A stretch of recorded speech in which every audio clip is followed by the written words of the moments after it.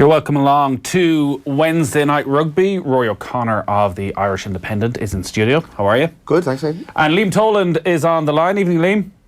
How are you, Nathan? So a heavyweight Heineken Champions Cup final coming our way. It'll be live here on Off the Ball on Saturday evening. Leinster against Saracens.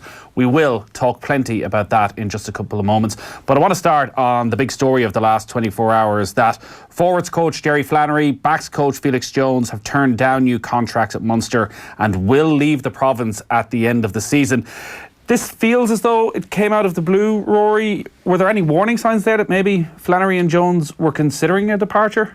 I think when the word came out that Munster were looking to hire an experienced attack coach, it certainly looked like it would infringe on what Felix Jones has been doing, or would kind of, would potentially ruffle his feathers. But all the noises have been from, this obviously when you hear that you start looking into it. When Van Graan's new contract was signed until 2022, the two assistants weren't announced at the same time, which raised some eyebrows. But the noises coming out of Munster were that they were fairly confident the two of them were going to sign on, that they had, offers were made.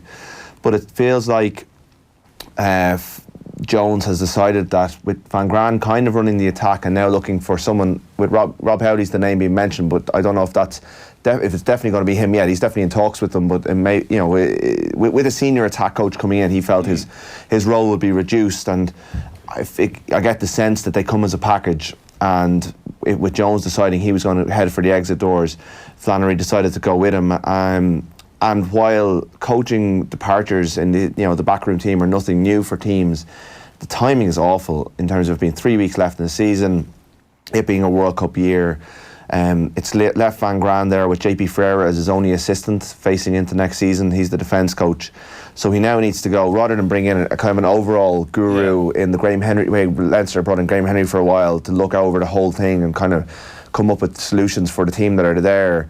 He now needs to hire effectively an entire new backroom team. He needs a scrum coach, a forwards coach, and an attack coach as well. So it's left them in the lurch, and just at the time when it looked like they'd achieved cohesion with Van Graan's new contract, yet it another again undermines transition. Yeah. And I think Munster, for all that they can't compete with Leinster in terms of geographical advantage, population advantage, commercial advantages, they can certainly go toe-to-toe when it comes to strategy. They can be smarter, and when you see them go and sign, young South African kids, and that's smart. That's kind of future-proof. People might not like it, but it's intelligent. When it comes to recruitment, they can't go out and sign the big names. They got to be smart. But if their strategy needs to be really smart, and this doesn't look like they've really thought this out. And Van Graan is already doing the job with 3 people doing Leinster on his own. And now he has to plot all this stuff while also preparing for next week, which is the biggest game of their season, which will show whether they've made any progress or not. It's very hard to dress it up as anything other than a blow. So is your sense then that this wasn't a money issue? That it was a case that Felix Jones was maybe going to see his role somewhat diluted by an addition of a Rob Howley, or certainly an attack coach, and simply he wouldn't have as much power as he would have had in the dressing room? Look, I won't pretend that I know that it's not a money issue. That level of detail hasn't come out, and neither coach has made a comment on it, and that I'm not aware of what the terms are that were offered to them and whether they were reduced or not. I don't think they were, but I don't know that for sure. There is a couple of rumours floating around about the two of them going somewhere next season. Again, that will make, if that happens, the whole thing might make a lot more sense. But right now, on the face of it, and from talking to people behind the scenes a little bit, it seems like it's more that the role was reduced, and Flannery and Jones felt that the time was right to move on. And do you think if they go somewhere next season they'll go together? There is that speculation, but there's nothing firmer than that. I don't know that for sure. Liam, the quotes from Jerry Flannery are that this was a dream job for him to coach Munster. Felix Jones talking about what an honour it was to be involved with Munster, and even Munster's acting CEO Philip Quinn, his quote saying that himself and Johan noted all along that the province was committed to retaining the services of both Jerry and Felix, and I believe the professional game board made every effort to retain the coaching duo with competitive terms. So he doesn't seem to think it was a money issue. What's your take on it all? Well, there's a lot of unknowns in it, really, Nathan. I think the first thing is that what were the conversations between the management team themselves, Johan Van Graan and the two coaches in question? And it's a little like players moving on. Unless you were sitting in the room listening to the conversation, and in lots of cases we're obviously not in any of those conversations. But it would appear to me what Rory is saying, I'm building on what Rory is saying, that there is a change of sorts coming in.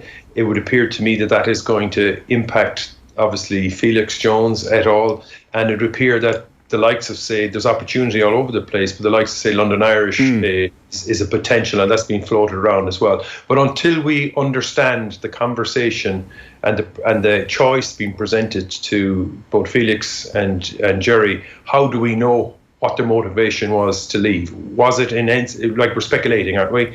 But those two guys are particularly committed and loyal to Munster. Those two guys have an awful lot. They've given an awful lot to Munster, but they've also received an awful lot from Munster. So I can't imagine it was a decision made, a knee-jerk reaction decision.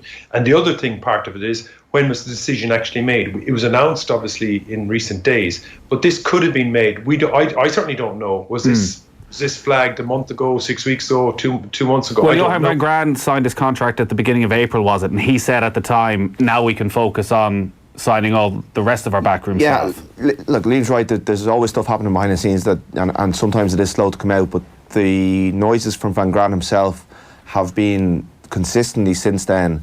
You know, we want to get the two assistant coaches sorted, and you know, it's rare enough that stories don't come out at all over. You know, there's been no sense that the two coaches were going to leave. So there's always a possibility that they've had time to kind of plan ahead for this, but this one seems to have come late. I mean, Van Graan will speak on Monday ahead of the Leinster game. Again, this is going to be the main topic of conversation at his press conference ahead of the Leinster game. Probably not ideal, but even if he's had a couple of weeks to look at this, it's not a good time, because most of the coaching movement that's going to happen in the next 6 months is going to be after Japan.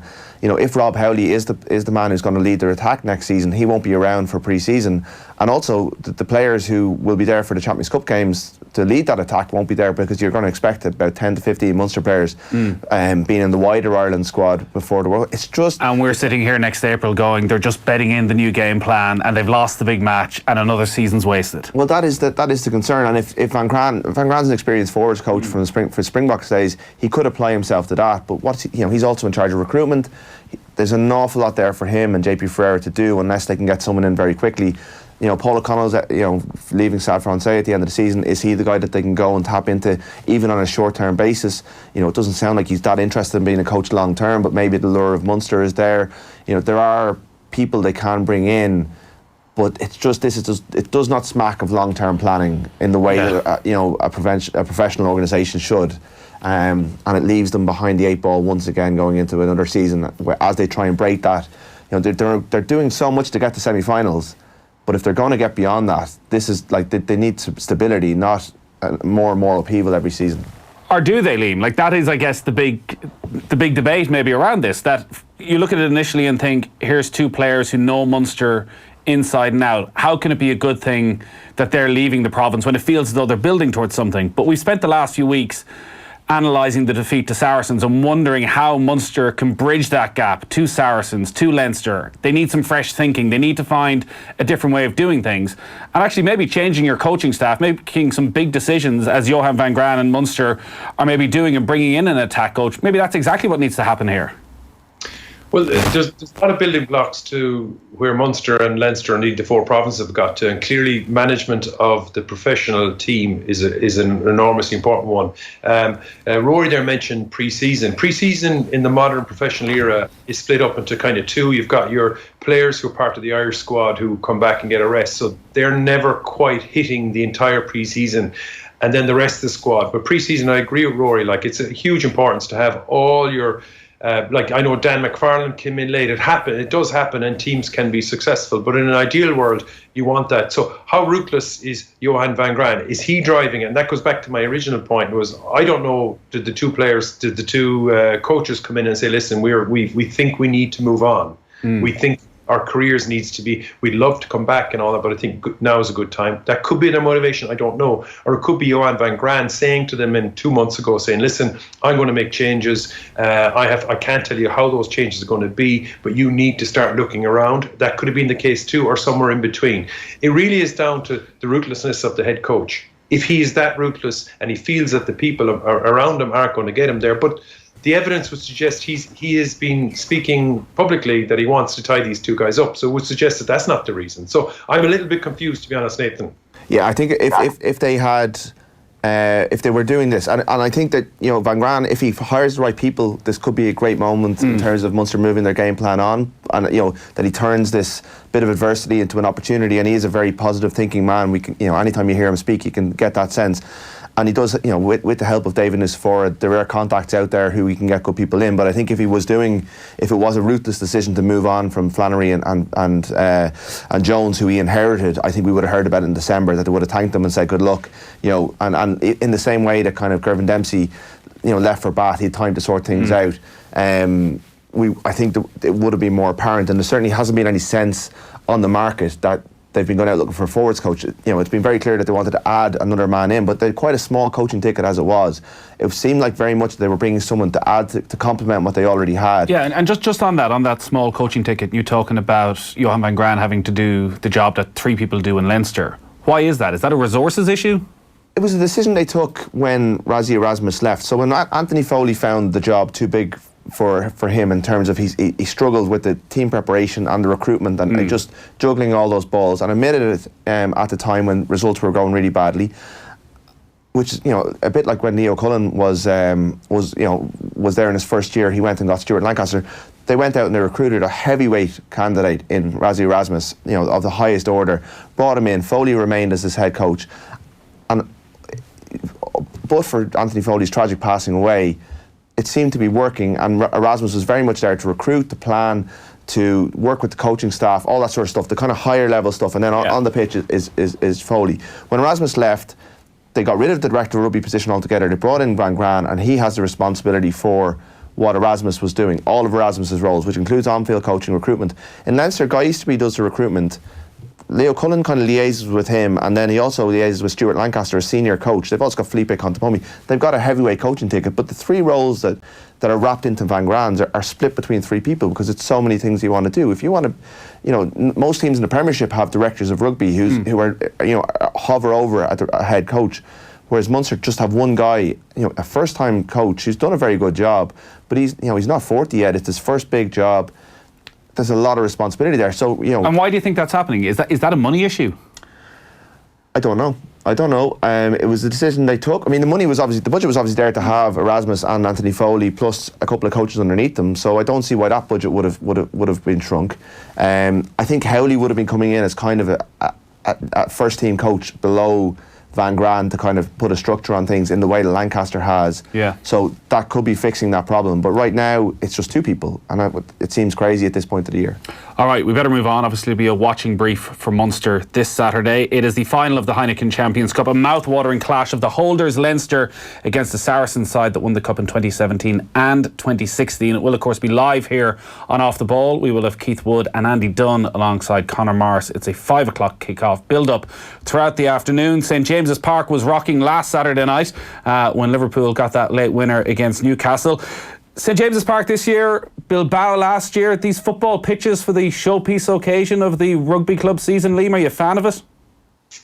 Well, I was in the final last year, and it's an incredible stadium. I had a great time. I enjoyed it, and a lot of the fans that were there very much enjoyed it. It was a part-time holiday versus a weekend break versus attending a top-level tournament. I enjoyed it. It's not the traditional way, but I could see the value of it, and certainly the sun was shining, if memory serves correctly, down there. So no shortage of history at stake for Leinster on Saturday. A chance to win a record 5th Heineken Cup. Before the semi-final victory against Toulouse, Liam, there seemed to be a general sense that Leinster weren't at the same level as last season. The consistency, the high points weren't quite there. Do you think they're at the same level now as they were heading into last year's final against Racing? Well, I think that certainly when any discussions we would have had, Nathan, over the weeks would have been understanding the value of certain players who had a stop-start injury-related season. So Robbie Henshaw, for example, was hugely important. Johnny Sexton was hugely important, and they rarely played together. James Lowe, because of the selection of the foreign players, was also, and he had injuries. So it was a rare occurrence this season. I don't know exactly how often they had the full team to select, and precious few times in a season you'll have your full side anyway.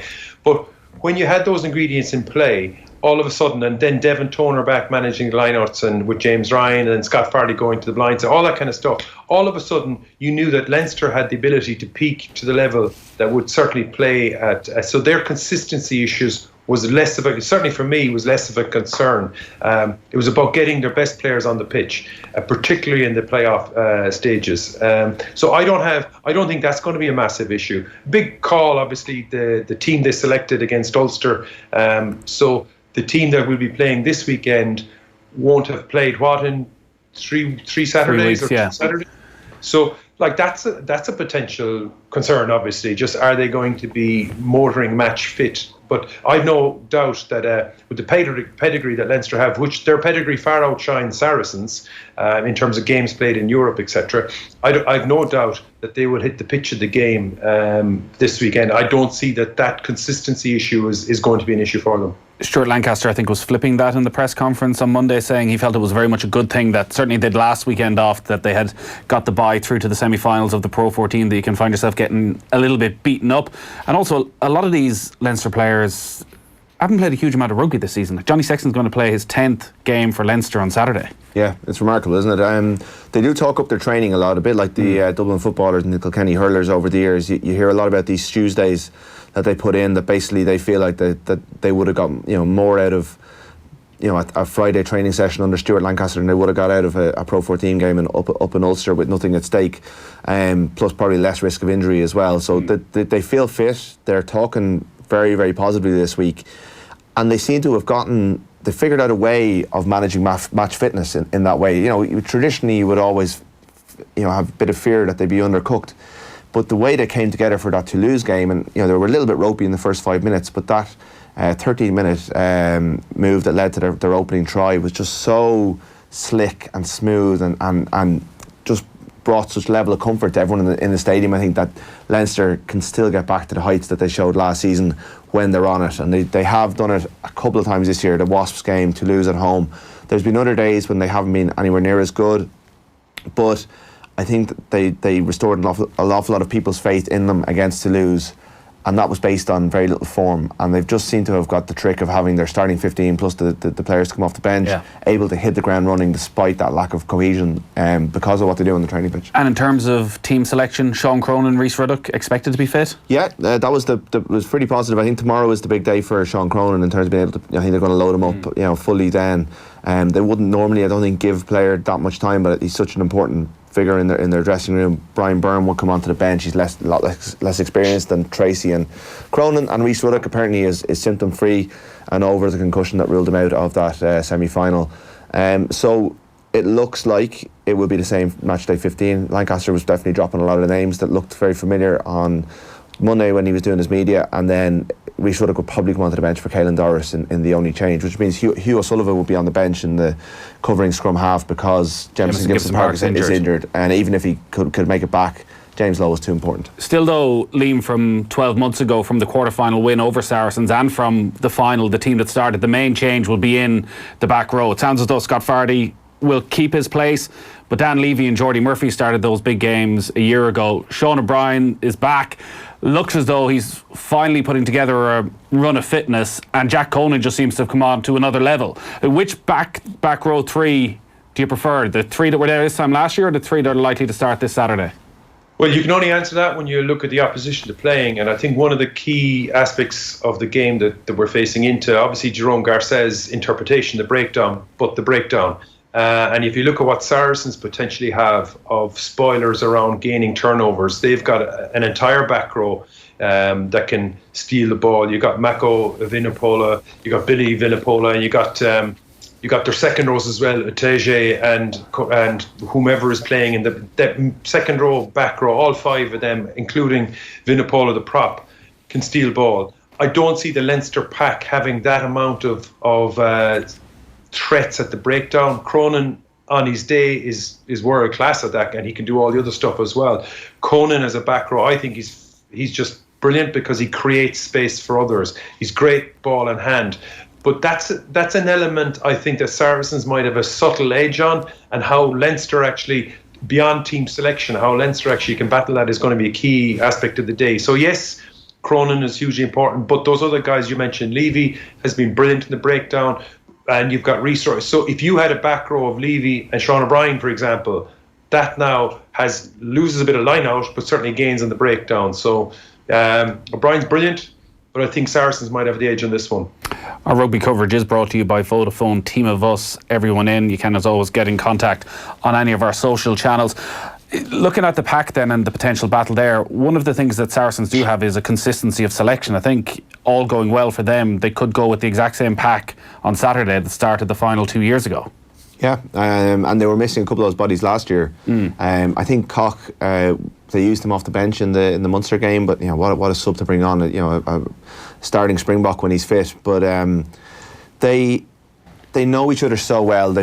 Saracens don't do anything particularly fancy. They just do what they do really, really well. They've got consistency of selection, they've got cohesion in their game plan, they've got the same coaching ticket, the kind of stuff that we were talking about with Munster, that Munster don't have. They've just built and built and built. They got to a couple of finals, semi-finals first, and got to that final against Toland and lost. Then they got over the line and they stayed there for 2 years. And last year came a cropper against Leinster, down a few bodies, but also came across a better team on the day. And it's funny, Liam was talking about it there. I just watched the first half before coming in of last year's game, and I'm glad I did, because it was a very different game to the one I remembered, because the way Leinster pulled away in that second half. Yeah. But Leinster negated a lot of the threats that Saracens had in the breakdown by doing what the All Blacks did to the Lions in the first test in 2017, by going around the corner. Very rarely took the ball off 10, very rarely saw big carriers in the middle. So when the forwards carried, they did it pretty tight, which meant that Saracens' game, they basically took Saracens' gain line out of the equation, and then they went wide, and they went wide early. And with the Saracens' wingers were pulled back, they exploited that space, they created mismatches, they won collisions, and they got over the line. And the other thing they did was, when Saracens had the ball, they chopped. They went really, really low, dove at their feet a couple of times, not using an arm, but again, it's the same referee as it was that day, and he let everything go, as Jerome Garces is liable to do. They're not going to do the same thing again, but there is a bit of a template there I think they can work off. Obviously Saracens will adapt to that, but they did a much better job of taking away Saracens' strengths than Munster did 3 weeks ago. Well, you watched back the first half. I listened back to our commentary of the second half earlier on, because Liam, you were working at the game for us at the quarter-final last year, and my sense was that Leinster kicked on a gear in the second half and ran out pretty comfortable winners. Your analysis at the time was actually that Saracens threw away, I think it was 3 gilt-edged chances in that second half. And I guess that's the warning here for Leinster, that even though everything seemed to go pretty much right for Leinster that day, and Saracens were missing quite a number of players, still they almost found a way back into that game. Yeah, when you look at last night's unbelievable soccer match, Liverpool went into the game with a certain game plan to score. I don't think this weekend Saracens and Leinster are going to go in with that kind of gay abandon to score tries. I think if you take the opening salvo of Munster against Saracens, Munster kicked off, Saracens controlled the ball. Spencer at scrum half box kicked off his left foot. He seems to be left foot kicker, was an interesting potential target for Leinster's fringe defence. He box kicked, it wasn't gathered.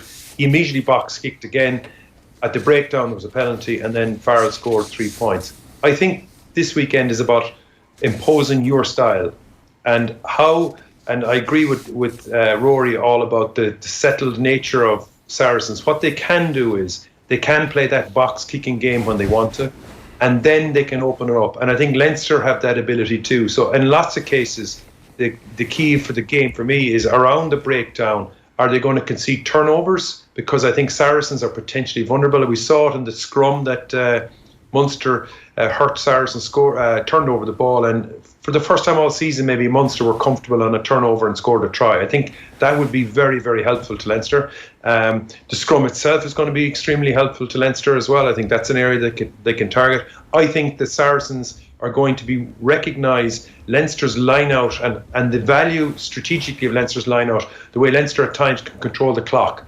They will go to line-out mauls an awful lot just to control the clock, just to soak up Saracens, suck them in, honeypot them and just march them backwards. I think Saracens will have a methodology to cut that down. You mentioned, Rory, chop tackling around the fringes. Well, a version of that in a line-out maul to get that, to prevent Leinster from dominating in that sense. And then you're right, with all of that then, like the ability of Saracens when they get a quick ball, and when the scrum half, be it Wigglesworth or Spencer, whomever gets the ball, he always has multiple targets to hit. to expose fringe defenders. And I think Leinster are just the same. So for me, it's a game of patience, counter-attack, nullifying each other at the set piece. And then when the opportunity comes, both sides are equally capable of exploiting space. With Henshaw fit and James Lowe available for selection now, does the back line pretty much pick itself? Is it Lowe and Larmour on the wings and Kearney at full back? Yep, that's what it looks like. And I think, especially against Saracens, where the scoreboard has to be your friend, if they get ahead of you, they're a bit like the Irish team. They're really, really good front runners. They keep you at arm's length. They just keep taking their scores and eventually force you to chase the game and pick you off. So you need game breakers, and you need someone like James Lowe. It was him who broke out of his own 22 to create the score for Gary Ringrose last season.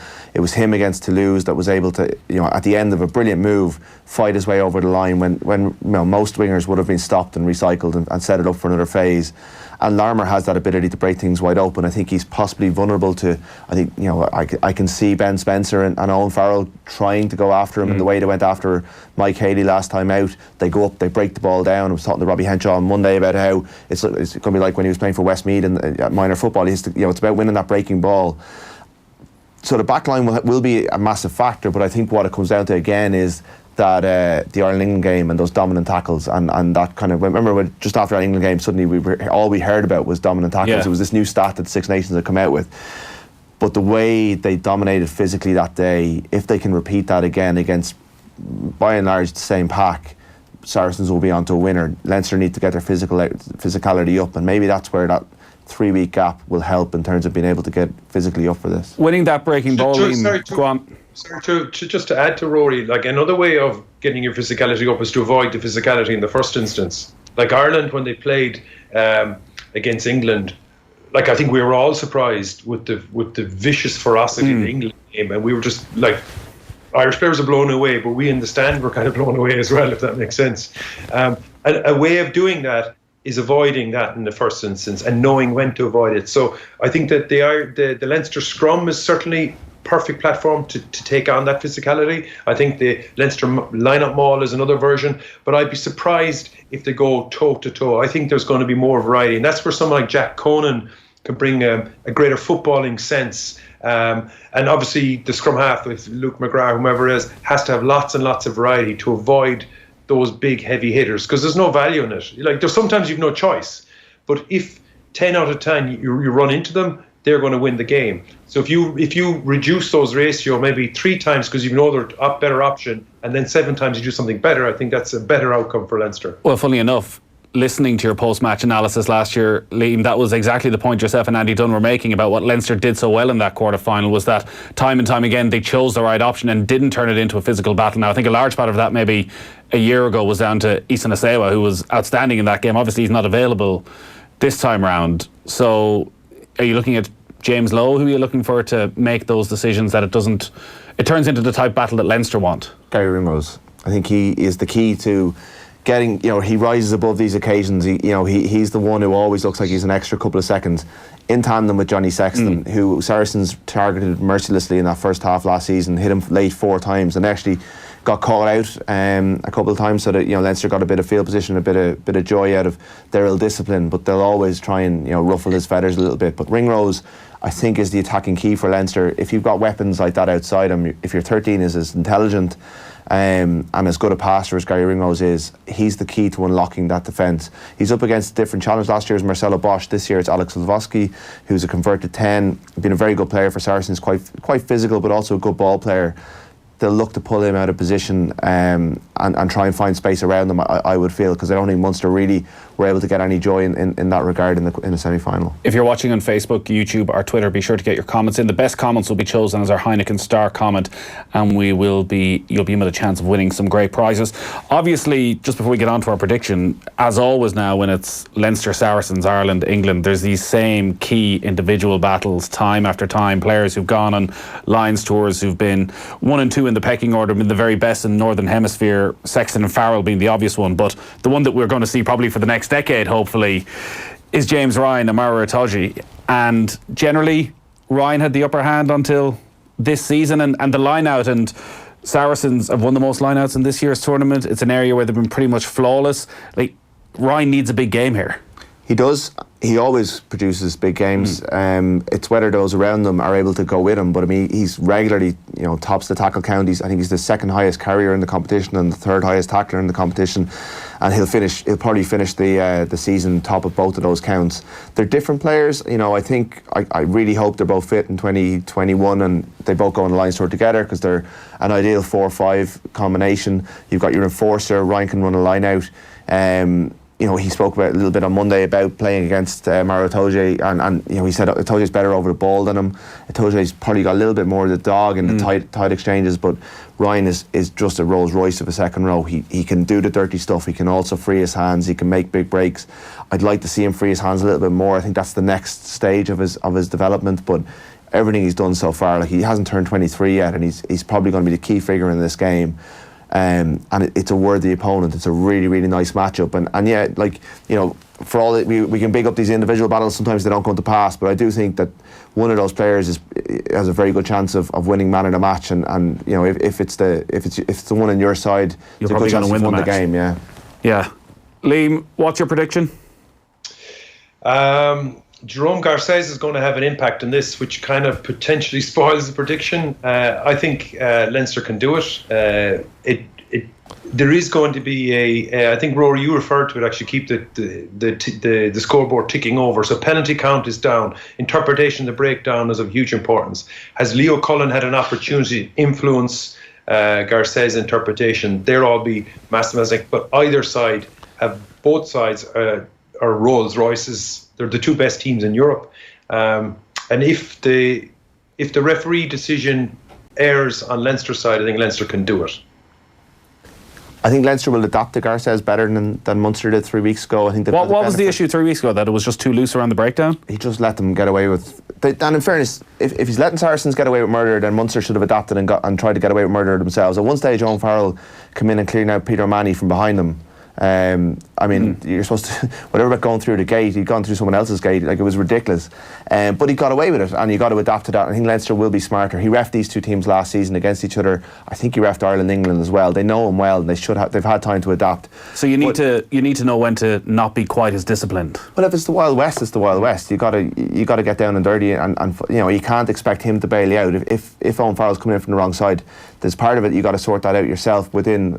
You got to push him as far as you can. And I don't think Munster were smart enough about that a couple of weeks ago and got frustrated by it. At the same time, I think Saracens were always going to, on the day, we're always going to beat them. I think it was, but it's definitely a factor, and it's who adapts best. But I think Liam's right. It's the two best teams in Europe. It's an era-defining fixture. I think Saracens are slightly in better place than Leinster are this season, and at this stage, without barring a late change that we don't know about, which is always chance with certainly with Leinster. It's going to be very, very tight, but I think Saracens might just edge this one. All right, great stuff. Liam, thanks a lot for joining us. No worries. Rory, thank you as well. A lot to savour. Enjoy your trip to Newcastle. We will be there for the weekend as well. Full live commentary of the Heineken Champions Cup final. We'll have Keith Wood, Andy Dunn and Conor Morris bring you full coverage of Leinster against Saracens. Wednesday Night Rugby on Off the Ball. With Vodafone, official sponsors of the Irish rugby team. Team of us. Everyone in.